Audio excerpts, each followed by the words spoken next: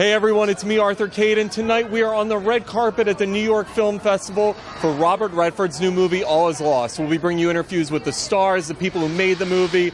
It's going to be a fun night for In the Lab, so get ready.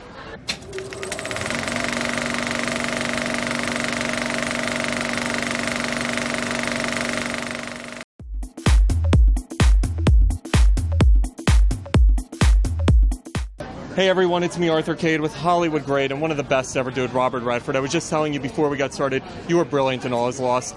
Talk to me about starring by yourself in this movie and really just having to put this together, being on the ocean alone and creating this character. Well, you said it. All those things summed up made it irresistible to me. I mean, the fact that you're alone and you have to go through an experience and you hope you can take the audience with you. You have to go through it. As an actor, not starring with anybody and really having to hold the movie by yourself, is that more difficult or did you relish in the challenge? I like the challenge. The difficult part was being wet all the time. That was the difficult part. I mean, you're just wet all the time. And that began to wear thin after a while. But it was so unique. It was such a unique vision. I just got into it and got so absorbed in it. I didn't think about comparisons. I didn't think about career. I didn't think about stuff beyond that. And that's what I like, being able to completely absorb myself in the characters and the situation. That was good. As someone who's been such a champion of independent films, to see the project with JC and the team with Zachary being put together in such a unique fashion, as a champion, was it special? Very much so. To me, this was the quintessential independent film. I was just congratulating you off camera. This movie is absolutely brilliant. Robert does such an incredible job and such a unique concept. Talk to me as someone who's building such a wonderful film career, being the producer on this project. I'm just so proud of, my company made this film, and my producing partner, Neil, was in Mexico for 5 months to make this movie happen, and I popped down here and there and was peripherally involved. But really, I'm mostly proud of my very, very dear friends and the people who I respect and love, and for their success and their talent. It makes me really proud. So when creating this project, the vision, talk to me about how it all came about.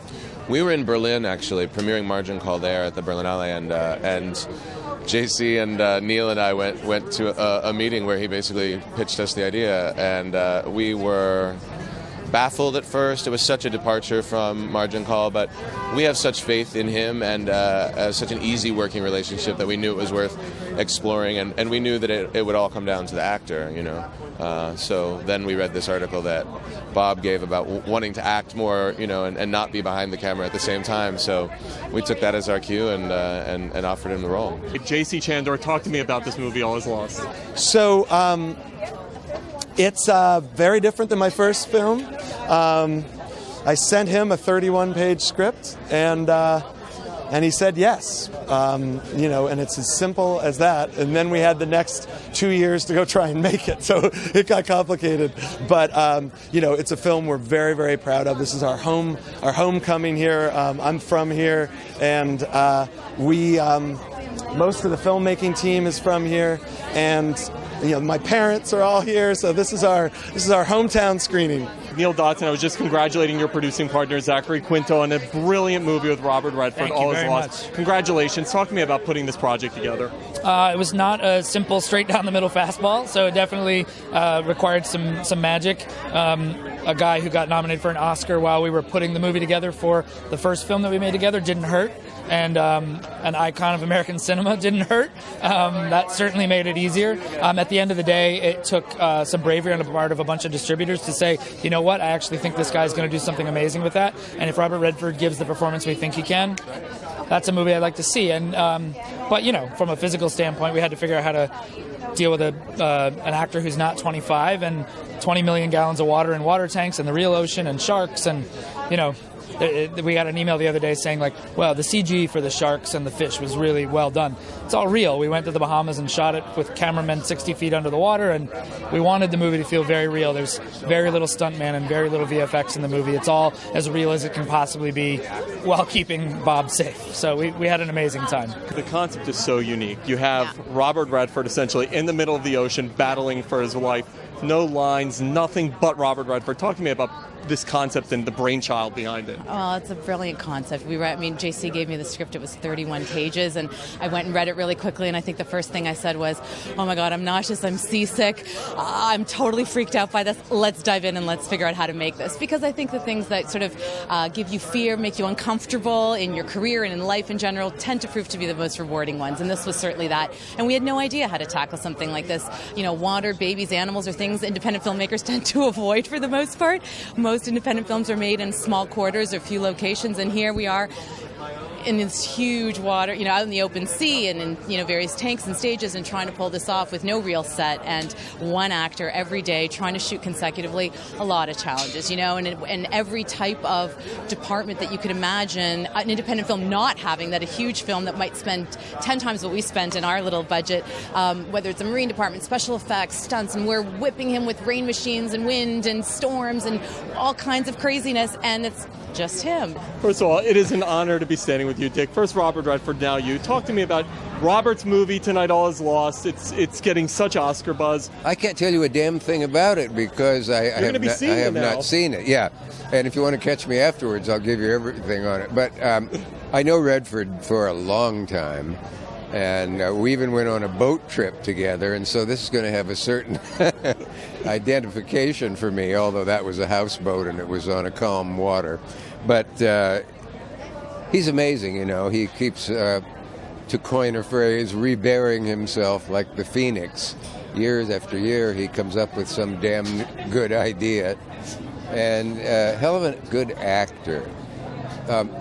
Guys who are that good looking, often their acting skills are not appreciated.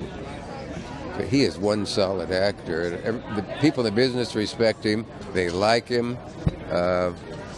And I'm sure this is, as Bob Hope would say, hey, I know it's going to be a great movie. Of course I don't, but I'm pretty sure.